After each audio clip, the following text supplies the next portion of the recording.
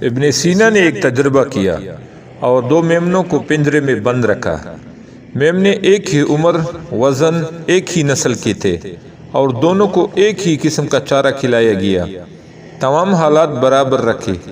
ابن سینا نے میمنوں کے پنجروں کی دوسری طرف ایک اور پنجرہ رکھا اور اس پنجرے میں ایک بھیڑیا رکھا، اور میمنوں میں سے صرف ایک میمنہ اس بھیڑیا کو دیکھ سکتا تھا۔